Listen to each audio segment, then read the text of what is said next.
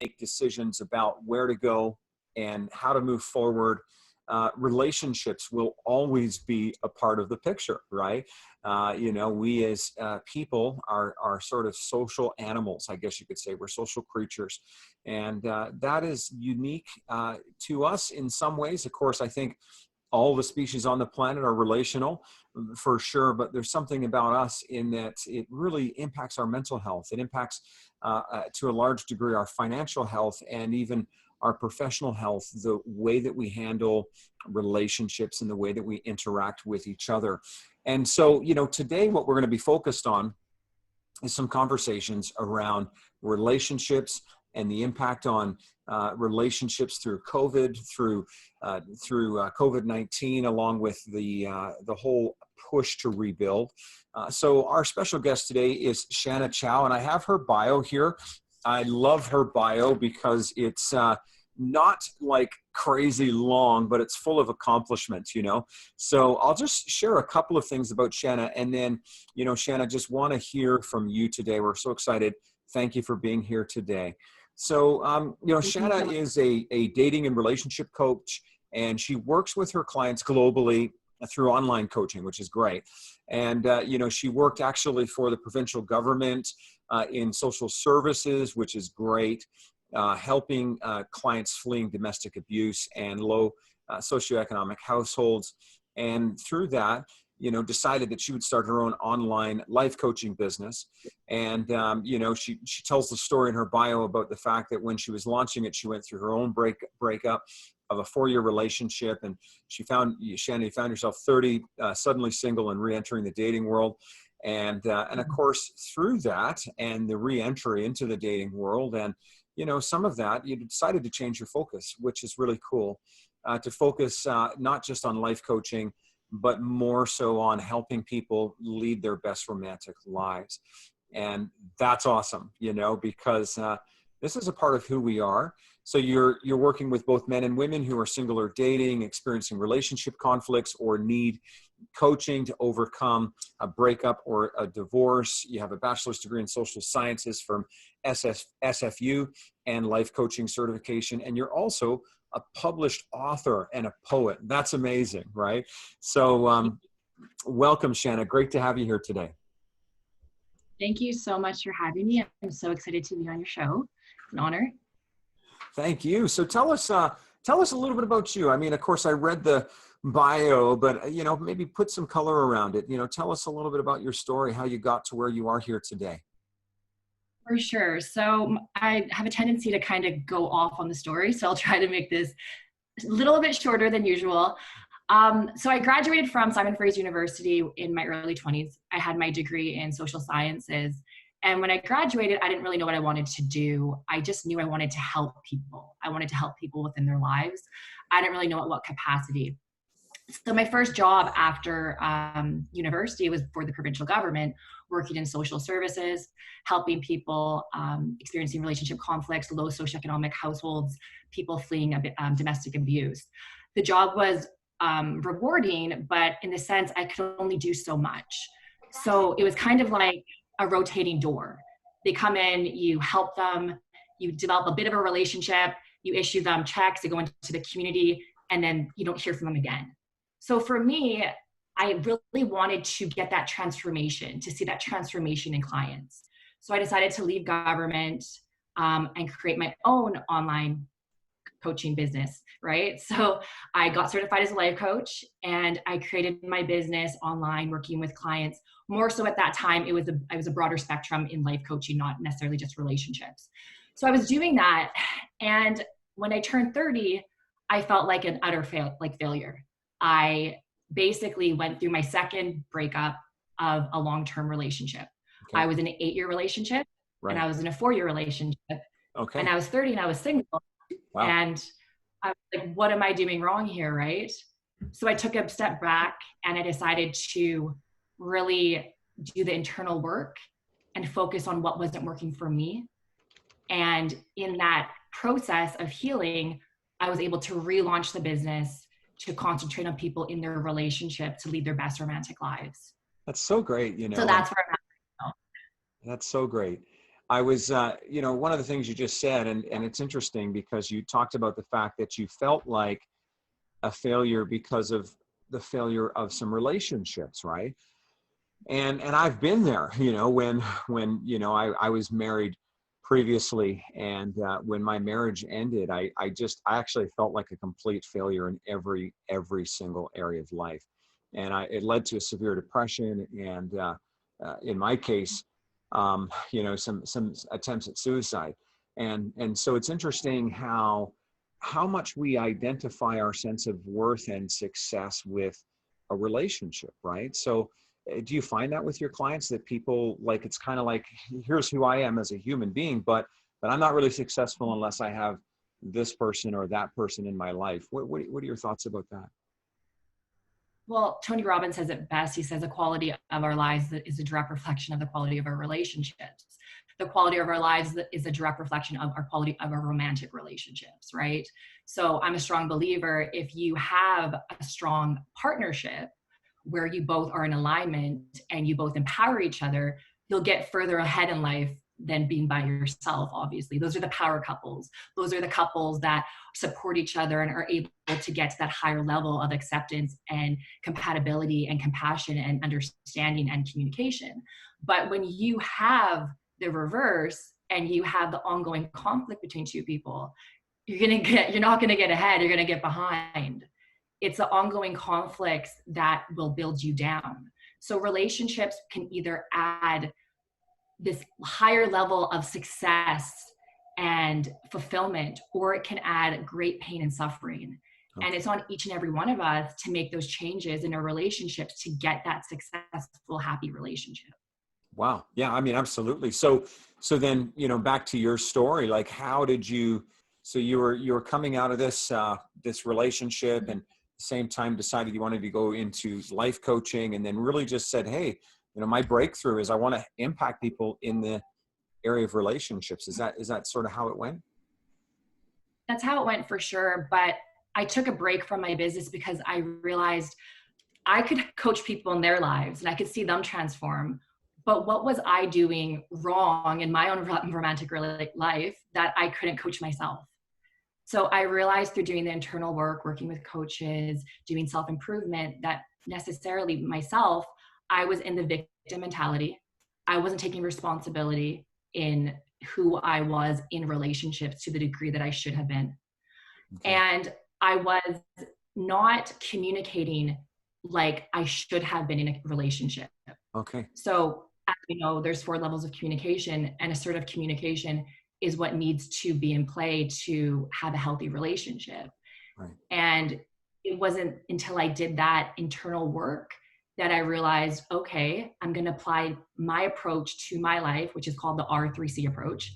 Okay. And I'm going to coach my clients on this going further. Okay. And that's how I coach my clients in relationships. And it's changed my life. I'm in the happiest relationship I've ever been in. Yeah. And seeing the transformation for my clients is basically what I live for. That's just awesome. I mean, I think one of the things I've noticed, and I mean, I'm not a relationship coach, but for many years, actually, I was a marriage counselor. And it's funny because my own marriage ended. And, the thing that I discovered in that, including in my own story, was that, our tendency is to kind of look around us and say, well, this person is the problem. And if they would only fix this, then I would be happy. But it sounds like what you're saying is really, we got to own our own space first, and then start to, think about how to connect with others. I mean, maybe tell us a little bit about that, because I think that's really important. I Oh, for sure. So I feel like a relationship can transform with one person changing. Of course, if both people are ready to do it together and get in the let's work on a relationship mode, great. But I feel like it takes one person to transform it. And it's when you get out of the victim mentality. In relationships, we get so complacent and are so used to our partner. We're with them, sometimes, you know, 24 hours a day, and then 12 to 8 of those we're sleeping, and then we're with them. We see them all the time. In particular, during COVID, it's even more relevant. We're seeing them all the time. And we get so used to behaviors and patterns, and it's these micro levels of communication that turn into macro results. And it's about looking within ourselves to make the changes with ourselves instead of blaming our partners all the time. You have to take responsibility in what you're doing, because that is also adding to the relationship.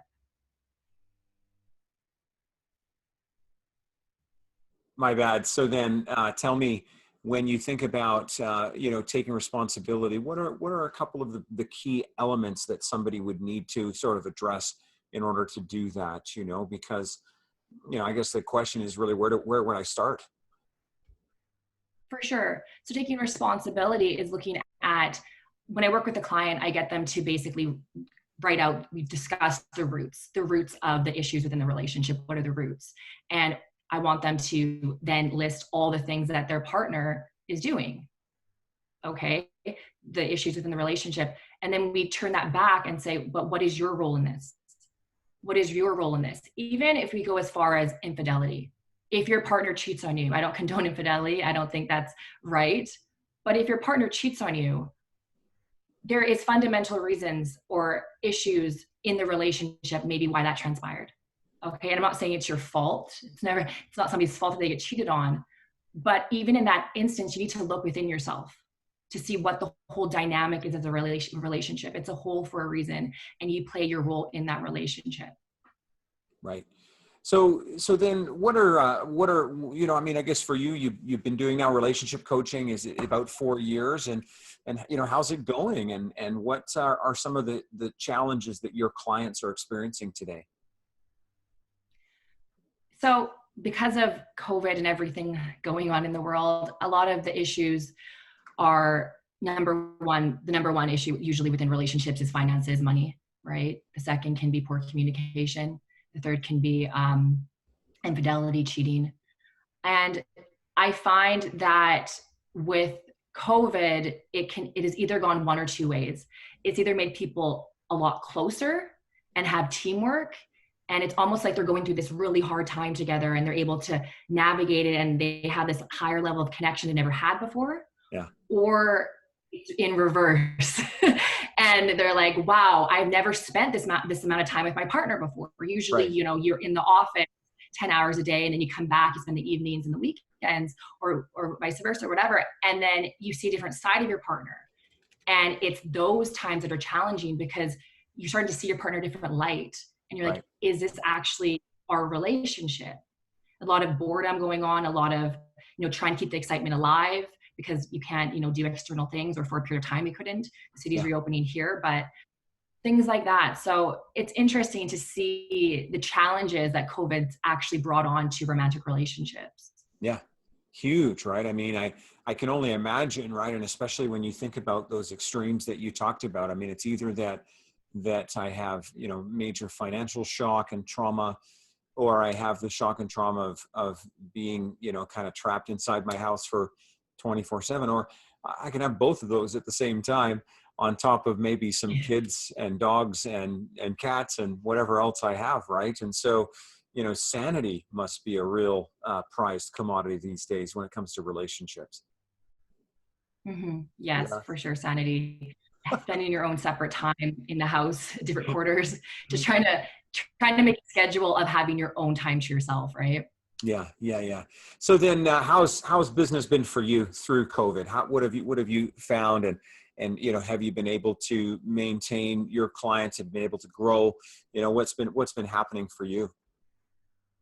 I've been able to maintain and grow, Yeah, fortunately, because I'm an online business. right. So people were at home more, people were on their computers more, which is great. Always trying to navigate, right? I mean, I always tell people, like, it's like right now, all of us have been given an exam that nobody studied for, right?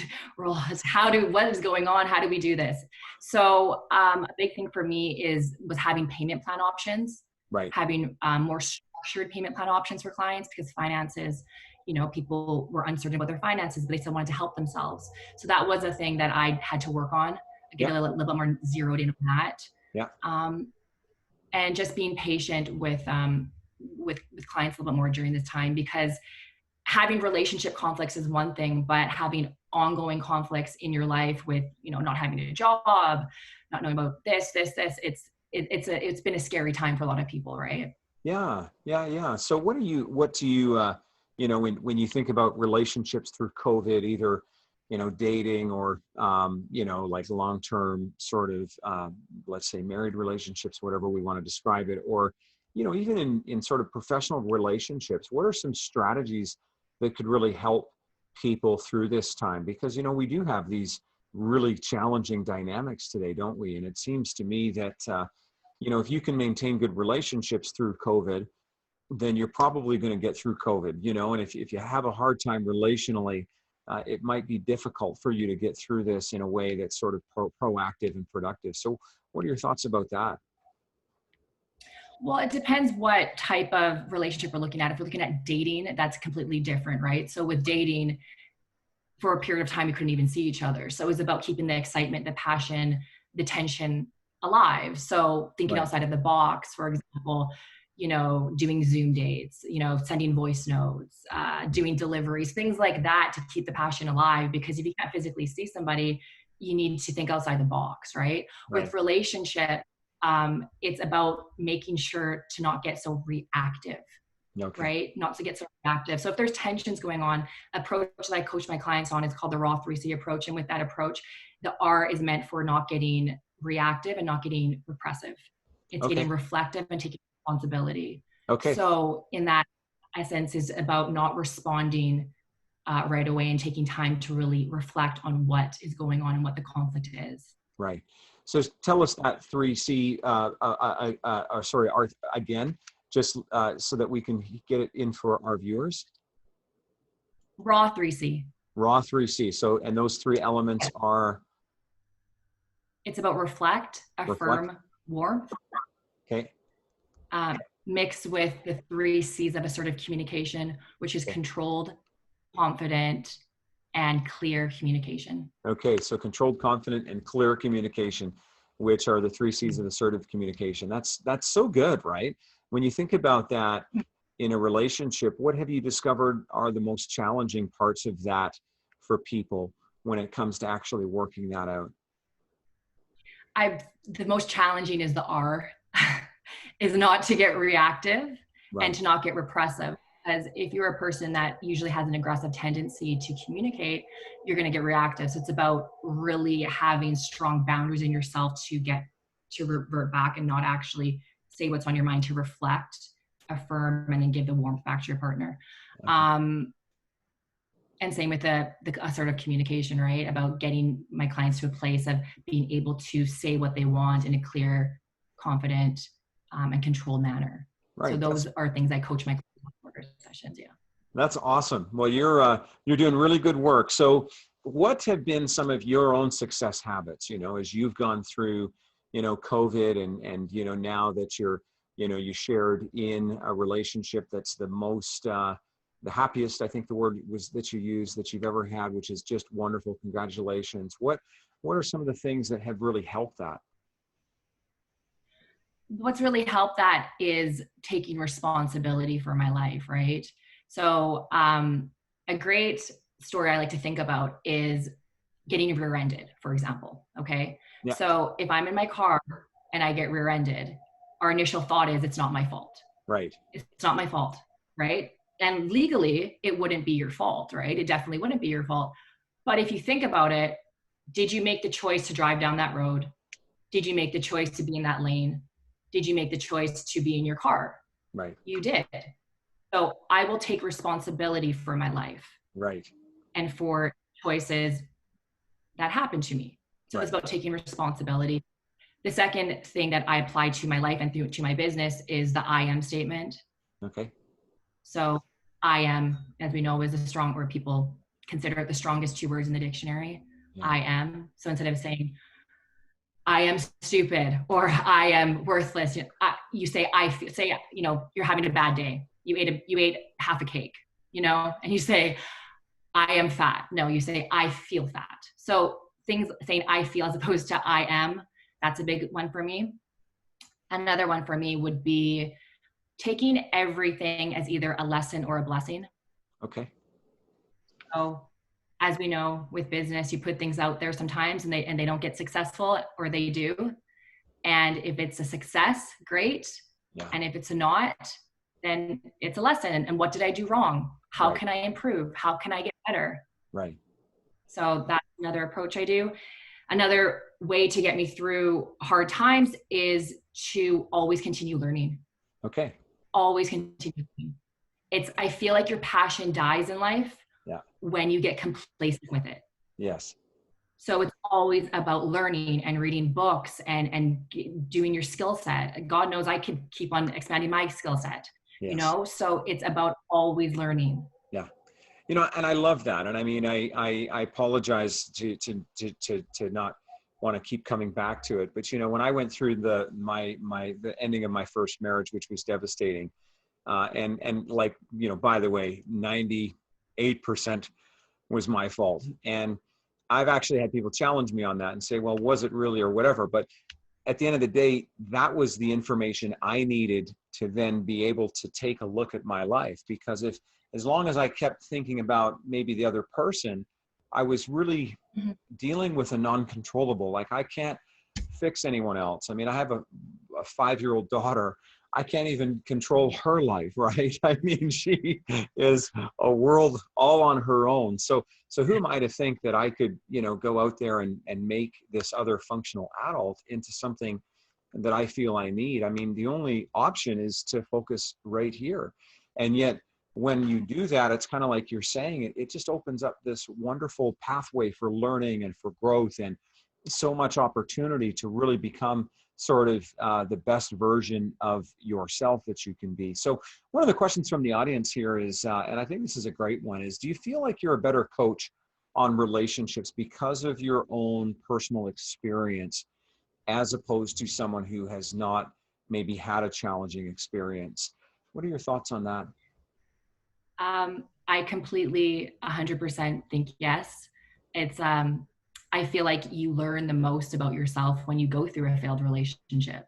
Mm-hmm. And if you don't take the time to understand what went wrong or to really dissect that, you can essentially be dating the same person, just in a different form. Right. You'll be going to the same relationship, right? If you don't work on what didn't work. It's funny though, because I've shared my story before, and I think in one group chat, someone wrote, well, maybe you should get a relationship coach because you've been through failed relationships. And I thought, oh, okay, that's nice. I'm like, you know what? I feel like the best coaches or professors or mentors I've ever worked with had kind of a lot of tragedy in their lives because you learn from it. Yeah. And I'm not saying somebody who hasn't been in a 30-year marriage couldn't coach on, great relationships either. But for me, yes, it's definitely added to me being a more rounded coach, I would say. No, I'm with you 100%. I mean, let's just call it like it is.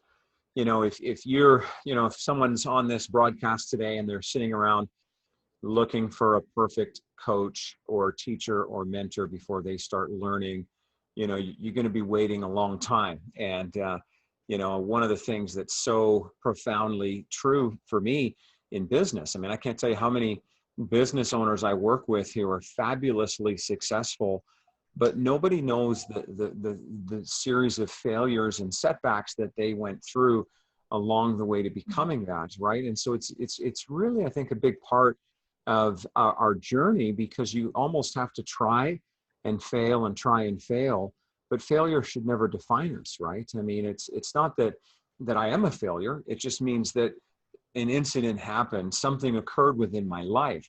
And I think sometimes we get trapped in that failure, and then it defines us, right? And like you were saying with those I am statements, we really get stuck. I am now a failure, and that can be pretty tragic, right? Mm-hmm. You can feel like a failure. You can feel like one, but you're going to use that as motivation to get you to be a success, Yeah. right? Yeah. It's about how you use that. It's either fuel or it's not. Yeah. So what was the biggest learning for you in your own, kind of, building of your business, right? And when you think about where you're going, I mean, what's the, and I always find it funny when people ask me that same question too, like, what's the one big thing? So I'm aware that there's a lot of things, but if you had to sum up, like, say, one or two things that have really helped you continue to thrive through COVID from a pure business perspective, what would they be? It would be the realization that I am not for everyone. Okay, cool. And not everybody's gonna like you. And if you're gonna put yourself out there polished and completely put together or not, people are gonna judge you anyways. Yes. So it's about letting go of that and going forward with it no matter what. Okay. And like I said, failure is either a lesson or a blessing, Right. right? Or anything in business is either a lesson or a blessing. And for me, because I took a break from business, from the business and then went back into it, the relaunching your business is a lot different in the terms of finances, right? Okay. So getting out of the mindset of your relationship with money. Really, Right. your relationship with money is a big thing that I had to reanalyze for myself. For example, if you're, working in corporate or you're an employee, you're used to the biweekly or bi-monthly paychecks. When you're in business, you got to have the more, bigger focus of the quarterly goals, the annual goals, and so forth, right? Right. So that's something that I had to adjust with relaunching the business. I'm like, wait a second, it's not always that huge consistency. It goes like, as long as you're going like this, Yeah. you're on the right path, right? And sometimes I'll go like this, but as Yep. long as continuously Yeah. going like that, yeah. Yeah. And I just love what you said, right? I mean, I'm not, no one listening here today, you're not for everybody. And that's okay, right? There's not even an ounce of judgment or shame in that. As a matter of fact, I'm very happy to refer clients to other coaches or businesses or supports if that's what they need, because at the end of the day, it's all about the client, but it's also about your mental health. I mean, I've had some clients where we were both trying so hard to make it work because, for whatever reason, but it just didn't. And I can say that they probably didn't get the best out of me, and maybe I didn't get the best out of them either, right? So, being secure, right? It really is a critical part of doing business, particularly in a COVID kind of environment, right? Mm-hmm. Yeah. That's awesome. So then, so what about matchmaking? Do you do matchmaking services for people, or just dating? Not just dating, but Yeah, I don't do matchmaking. No. Okay, cool. With dating, I do dating. I've kind of gone more into the relationship realm, Yes. um, but with dating, and that's probably honestly a lot to do more so with COVID as well. Okay. Um, People weren't really reaching out as much for dating because they weren't going on dates. Yeah. So a little bit different. But I've gone more into the relationship realm. But yeah, in saying that, yeah, sorry, I've lost train of, sorry, what was the question again? Just about matchmaking, Matchmaking. Yeah. Yes, yes. No, with matchmaking, I don't do matchmaking, but I do dating and relationship coaching. Yeah. Yeah, yeah. No, that's really cool. And I asked that because it's a funny thing where, and I actually think highly of it, where people have used these services, and sometimes they've been, extremely successful, and other times it hasn't worked out. But I'm sort of the opinion that, whatever works, to each his own. I mean, relationships are complicated enough. Let's not judge people for sort of what they're doing in order to help move forward, right? And I think that's the big thing. So for anyone who might be listening right now and they're thinking about, dating through COVID, what are a couple pieces of advice you could give them? It would depend if it's a male or a female, because I feel Yeah. like with dating, it's different Right. for each. With females, I usually do coach more females. It's usually more of my niche, but I do, coach men as well. But with females, I feel like females, when we are dating, and particularly online, we can start to laser focus. Right. I think females it's a trend that a lot of I've seen clients do, Yeah. where you meet a guy online, and then you're already checking his Facebook, his Instagram, his LinkedIn. You're getting all of his information. Maybe you're in the back of your head, you're kind of planning your wedding a couple months down the road, whatever, but you get really laser focused Yeah. on one guy. Yeah. And I always tell my clients that dating is essentially a tool, especially online dating, to get your feet wet, Right. to meet people outside of your social circle you usually wouldn't necessarily meet. Don't get hung up on one person. Keep your options open until you have strong reasons that this person is worth, your ongoing time and attention. Right. And then and I love how you said, because I think it is different for women than for men.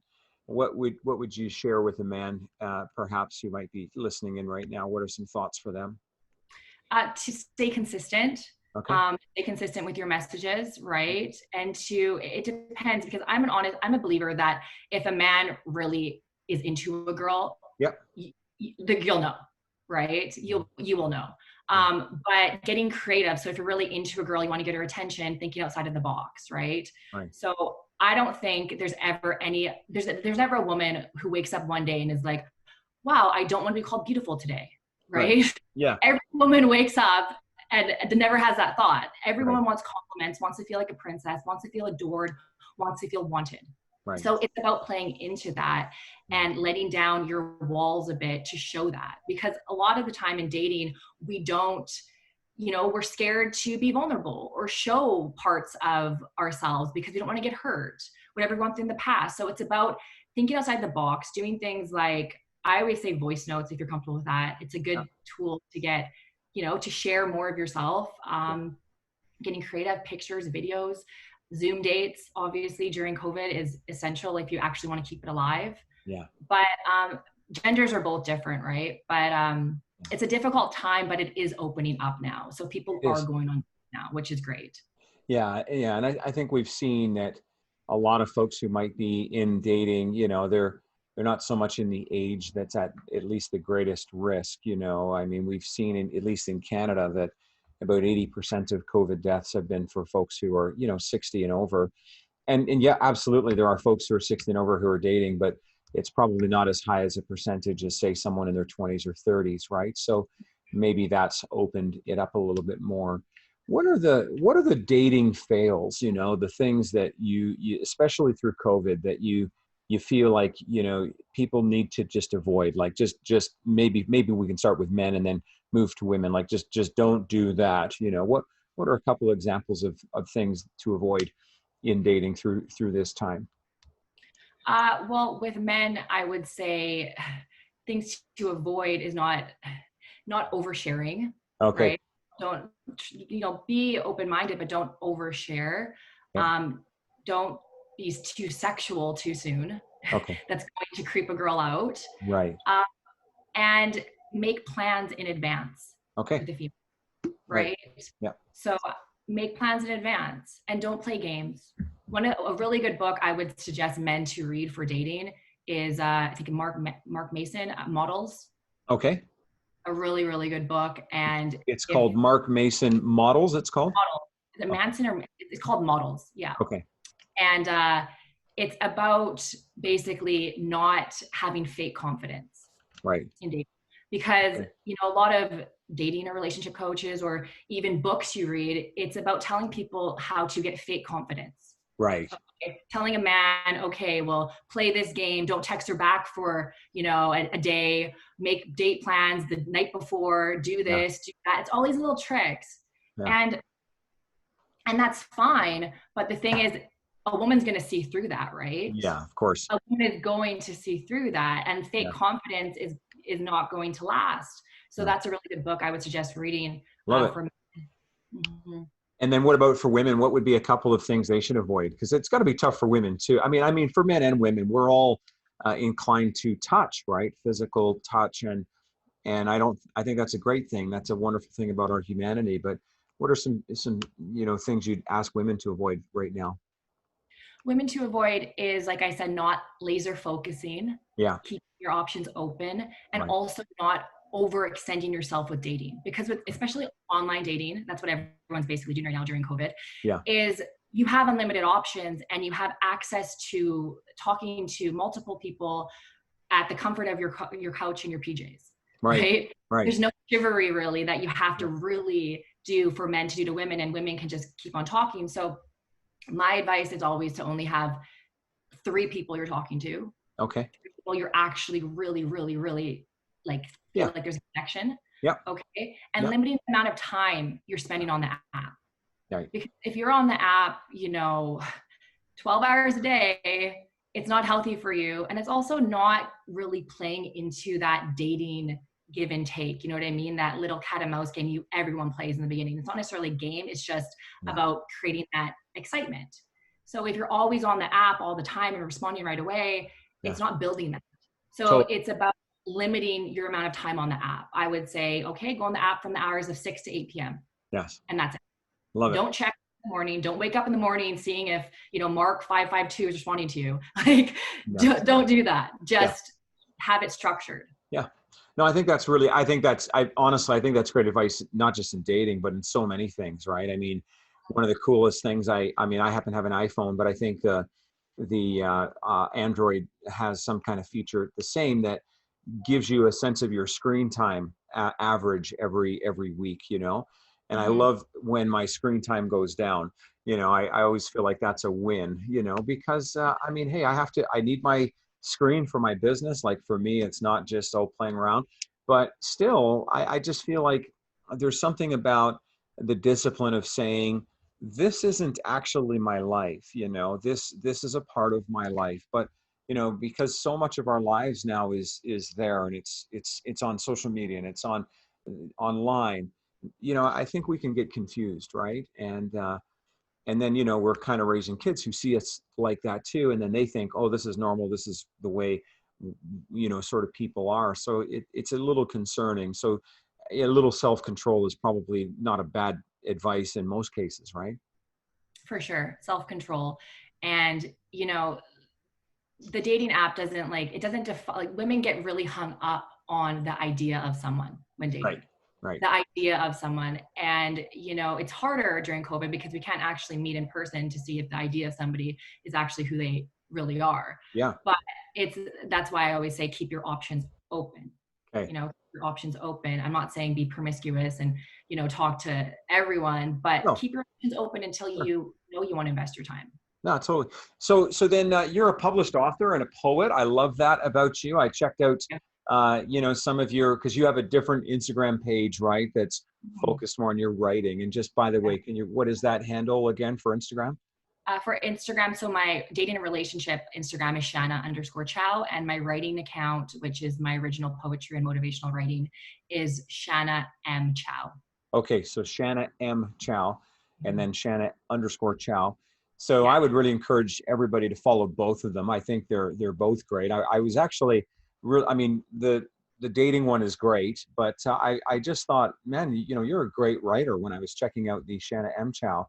Thank So you. tell us a little bit about your, the books that you've written. Tell us a little bit about that journey, because I guarantee you there's people listening to this here today that want to write, that it's in them to get a book out there, and maybe they're just trying to figure out how to do it. For sure. So with me, with my writing, my first book was published in 2017 called Love Gone Savage, a book of Okay. poetry. And my second book was published in 2019 called I Tried to Write Love Poems. Okay. For me personally, the second book in particular came from a place of healing for myself. Okay. It's a transition through somebody going through a breakup. There's 4 sections, and each section of the book basically goes through the emotions, the damage, the I hate you, I resent you complex, Miss Independent, and I guess I wrote some love poems. Okay. So That's with awesome. wanting to write a book, I wanted to do it for a really long time. I've always written since I was a child in my diary about boys I was crushing on, and just writing into my adulthood as well.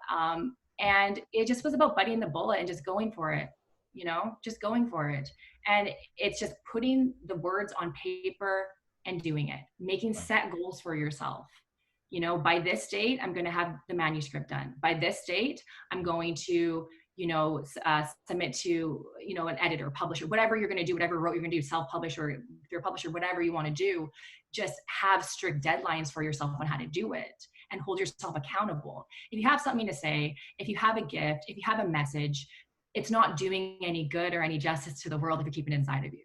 No, that's so good. I just love that. And, I mean, I encourage people, because I've written, 4 books and a couple of bestsellers. And I've said to people, like, what's so great is, like, writing a book can sound daunting, right? You're like, wow, that's like, I don't know, 50 to 100,000 words. It's, I got publisher, like all these other things. Well, why don't you just start with an ebook, or why don't you start with a blog? Why don't you, do a video blog. I mean, why don't you just do something, right?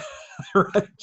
Just do something, right? Rather than sitting there, because the next step you take opens up more steps. It's really kind of cool, right? It's the little wins you need to celebrate, right? Yeah. So having a blog, doing a couple social media posts, slowly getting into it. But yeah, it's a little wins you have to celebrate for sure. It's so good. So then, I want to give people a chance to get to know you a little bit. I'm going to, I'm going to share the screen again, just briefly, folks, for those of you who are listening, and just want to, there's Shana's picture, but again, here is some of her Instagram handle, Shana_Chow. You also have your website, which is shanachow.com. That worked out well. Right? I didn't get in on that quick enough. I have abebrown.ca, but apparently there's a lot of Abe Browns in the U.S. And so, I'm competing with all of the others, But did you know that there's a Marvel comic hero named Abe Brown as well, right? So yeah, that's No kind idea. of cool. Yeah, he's got superpowers, but I don't, So I aspire to be him. So folks, just really want to encourage you to follow Shana. You can go to her website, shanachow.com. Again, Shana_Chow. But Shana, maybe just tell us, how you can help people, and what the best way for someone to get in touch with you would be. Sort of based on what they're looking for.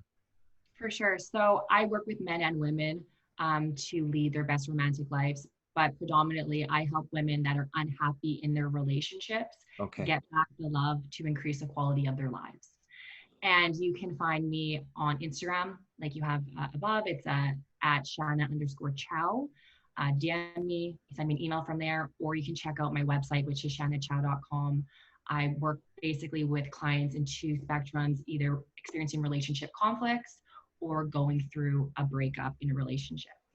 And the two links are on my website there. You can check those out, my packages. I also have a YouTube channel where I post weekly content. I have a blog on Medium, and my writing account where I write daily motivational quotes, poetry, and love, heart make and heartbreak quotes. So, and what is your YouTube channel? It's Shana Chow. Okay, Shana Chow. So that's awesome, folks. So let's check that out. And I've seen, I watched some of your videos, and some of them appear on Instagram as well. But Shana's always got lots of value in her videos. And I just encourage you, folks. I mean, hey, if this is an area of pain for you, an area of struggle, an area of hesitation, book a call with Shana, and just see what happens, because based on everything we know, when you find that right relationship, it can change your life in so many ways. I mean, I tell people all the time, I sure did find I'm married up. My wife is just such an amazing human being, and it's so cool to not just share a house, share a kitchen table, but share goals, share dreams, share future together, right? And even share businesses, or and I mean, you just wouldn't trade that. And so folks, is it going to take some work? Yeah. Is it going to take some effort? Yep. Is it probably going to take some trial and error? Yep, it did for me, and it sounds like it did for you too, Shana. So folks, please do reach out. The other thing I want to encourage you guys to do, if you could, all of you just tuning in, is go to ccfsummit.com. That's CCF Summit, and I'm just going to put it in the chat window.com. And Shannon's going to be one of our speakers at the annual CCF Summit. And so what she's actually going to be talking about, and I'm really excited about this, is how could you build a coaching business in a niche like relationships or dating. And I think that that's really valuable information today, because people are looking for those who can solve specific problems, right? And that's probably why you went from being a quote unquote life coach to more focused as a dating coach. And so Shana's going to be sharing, and it's not going to be an interview. She's just going to dive right in and share her wisdom. And that's going to be happening in August, late August. So please do check that out. And on that note, Shana, any final thoughts from you? Final thoughts. I was thinking I could read a little bit of a line from one of my books. Love it. That would be Is great. that all right? Yeah. Okay, cool. This is from page 177 from I Tried to Write Love Poems. Okay. And it goes, life is far too beautiful to live it broken. That's great. And Thank you. where can we get your book? Your books on Amazon or? They're on Chapters Indigo, Okay. Amazon, and in some participating chapters and Indigo stores in the Lower Mainland of Vancouver. Okay, cool. So, and I'm assuming on your website as well, they could find On my web, yes, some info as exactly. well. Okay, no, that's really cool. So thank you so much, Shana, and folks, reach out. Lots of positive comments here. Just want to let you folks know, everyone, again, who's tuning in, next week, we're going to be continuing. We have another special guest, and her name, and you can see her on the screen, is Dr. Angel Bethal. Angel is becoming a friend. She's actually a doctor of pharmacy, which is really cool. I mean, not every pharmacist is a doctor of pharmacy, so that's what she is. She's also, an assistant professor.